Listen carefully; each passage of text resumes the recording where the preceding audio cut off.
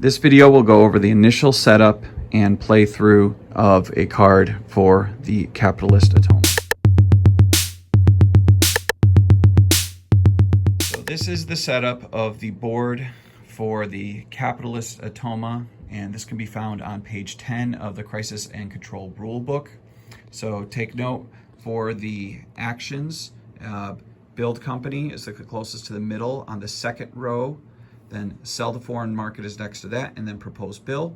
And then on the bottom row, you've got special action closest to the middle, then lobby, then sell company. When it comes to the policies, taxation, number 3 is on the second level, labor markets on the first level, and then the healthcare and benefits next to that, and then foreign trade, and finally immigration. So 4 of them on the bottom. Take note, 2 of those policies, fiscal policy and welfare state education, are going to be off the board initially.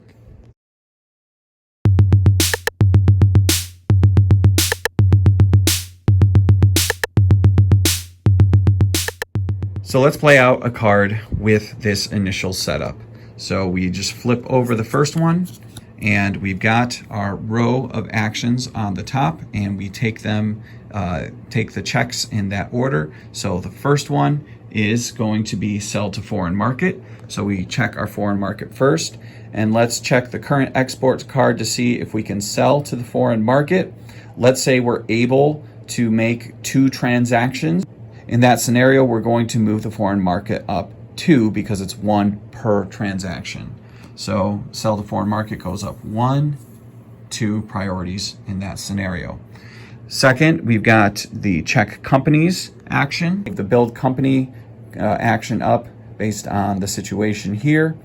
Let's say that in this case, you are not able to do either of the top 2 because there are no workers, and you also do not have a company that's able to produce anything you don't have.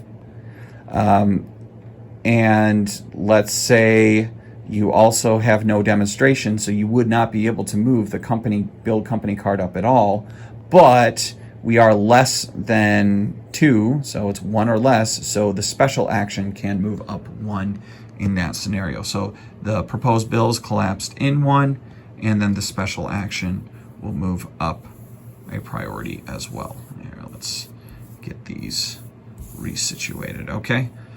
So you're able to do that. And then also for each non-operational company, let's check the following. If you sell it, you'll get at least 20. Well, let's say we have 2 companies where we could get 20 from them. So that means that's 40. So we can move the sell company priority up 4 in that situation. 1, 2, 3, 4. Okay? So this is how things have moved with 2 checks. Third check is going to be proposing a bill. And in that scenario, let's look at foreign trade and welfare state. And in this case, we could see welfare state was already on a policy that we liked, so that's not going to move. But the fact that foreign trade started here, the implication there is that it was 1 away from where we wanted it to be. So since that's the case, over here, the policy is 1 away from our desired policy, so that means proposed bill is going to move up 1 in that scenario, and then foreign trade will move up 1 with it.